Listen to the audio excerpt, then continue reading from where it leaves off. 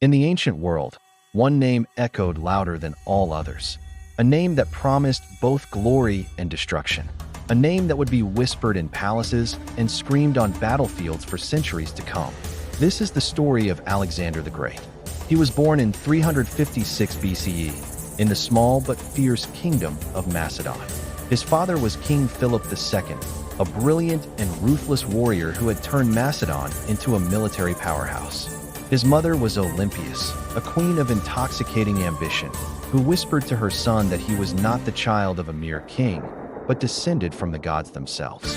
From his earliest days, Alexander was taught he was destined for greatness. To shape this destiny, his father hired the greatest mind of the age, Aristotle. The legendary philosopher became Alexander's private tutor. For years, Aristotle instructed the young prince in science, politics, literature, and the art of ruling men. It was a fusion of intellectual rigor and royal ambition, forging a mind that was as sharp as it was ruthless. Alexander's myth began early. When he was just 12, a magnificent but untamable horse was brought before the king. No one could ride it. The stallion bucked and fought every man who tried. While others saw chaos, Alexander saw fear. He noticed the horse was afraid of its own shadow. He calmly turned the horse towards the sun, mounted it, and rode it into submission. That horse, Bucephalus, would carry him across continents, a symbol of his ability to conquer what others deemed impossible. When Alexander was 20, his world shattered. His father, King Philip, was assassinated. The empire Philip had built teetered on the brink of collapse. Enemies celebrated, believing the young, untested king would be easy to overthrow. Rivals plotted to seize the throne. The mighty empires of Greece and Persia watched, waiting for the kingdom of Macedon to crumble. But they had underestimated the boy king. Instead of waiting, Alexander struck first, with terrifying speed and brutality. He marched his army across Greece, crushing rebellions with overwhelming force. Cities that dared to resist, like Thebes, were razed to the ground, their people sold into slavery. He executed any rival who challenged his rule, securing his throne with blood and iron. Within 2 years, Macedon was not just stable, it was more dangerous than ever. With his kingdom secure, Alexander turned his gaze to a goal so audacious it seemed like madness: the complete conquest of the Persian Empire. This was the undisputed superpower of the ancient world, a colossal empire stretching from Egypt to India. Persia had more soldiers, more wealth, and more territory than Alexander could ever dream of. On paper, it was an impossible fight. But Alexander didn't fight on paper. He fought on the battlefield. He had what the Persians lacked: revolutionary tactics, an army of hardened veterans, and a commander who believed he was invincible. At the Battle of the Granicus, his first major clash with the Persians, he defied his own generals and led a cavalry charge straight across a river and up a muddy bank, smashing into the enemy lines himself. It was reckless, it was brilliant, and it worked. This became his signature. At Issus, outnumbered again, he spotted the Persian king, Darius III, across the battlefield. He charged directly at him, a spearhead of courage aimed at the heart of the enemy command. Darius fled in terror, and the Persian army collapsed. At Gaugamela, the final, decisive battle, Alexander faced an army that may have outnumbered his by 5-1. Using a brilliant, unconventional strategy, he opened a gap in the Persian line and once again charged directly at Darius. And once again, Darius fled, surrendering his empire to the young Macedonian king. Alexander never lost a major battle. He marched his army across Asia Minor, the Levant, Egypt, Mesopotamia, and deep into the Persian heartland. He was more than a conqueror. He was a force of nature. If you're still watching, you understand that history isn't just a collection of dates and facts. It's a story about the relentless power of human ambition. To see more cinematic stories that bring the past to life, subscribe now and join our journey through the world's greatest empires. In Egypt, the people welcomed him not as a conqueror, but as a liberator from Persian rule. The priests at the Oracle of Siwa declared him a pharaoh, a living god, the son of Zeus Ammon. His ego, already immense, swelled to divine proportions.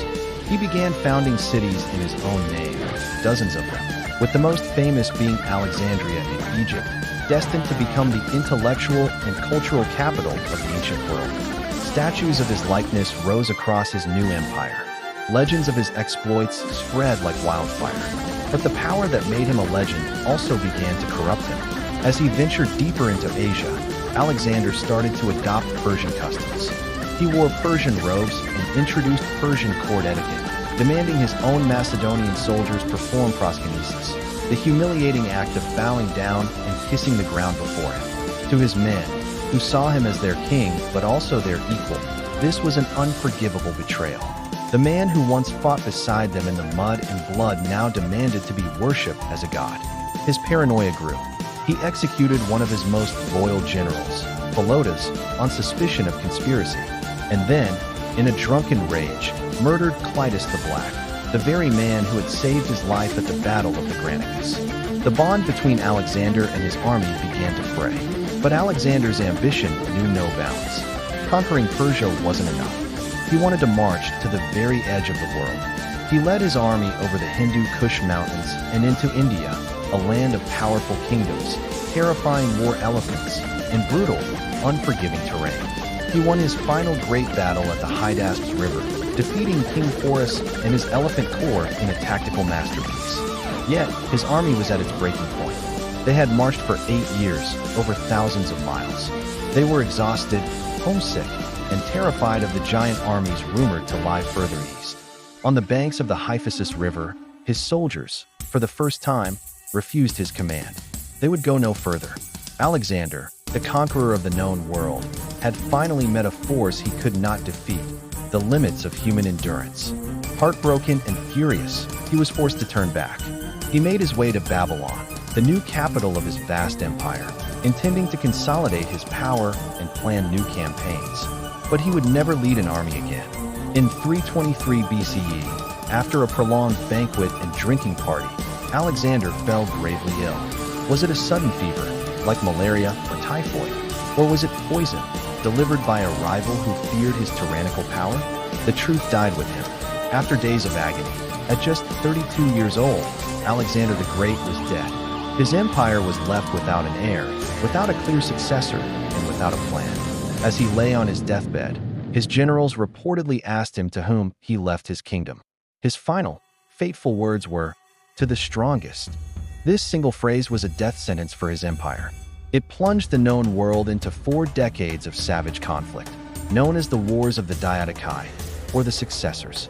His generals, who had once fought together as brothers, now tore each other and the empire apart, carving out their own kingdoms from the spoils. The unity Alexander had forged through conquest was shattered almost overnight. And yet, Alexander's legacy endured. The world he left behind was forever changed. By toppling the Persian Empire and spreading Greek language, culture, and ideas across the East, he initiated a new era, the Hellenistic Age. This fusion of Greek and Eastern civilizations would shape art, science, philosophy, and religion for centuries, laying the groundwork for the Roman Empire and, ultimately, the modern Western world. He became a legend, a figure of myth in countless cultures. To the Greeks and Romans, he was the ultimate hero. In Jewish and Islamic tradition, he appears as a prophetic, world-conquering figure. He was the man who proved that a single individual, armed with vision and an unbreakable will, could bend history to their whim. For better or for worse, Alexander conquered the world, but in the end, he could not conquer his own boundless ambition. His story is both an inspiration and a chilling cautionary tale. If stories like this make you think about the nature of power and the price of greatness, tap the subscribe button for more cinematic history. Like this video to support the channel, and share it with someone who understands that the greatest legacies often leave the deepest scars. Was Alexander a hero who enlightened the world, or a tyrant who burned it down? Perhaps he was both.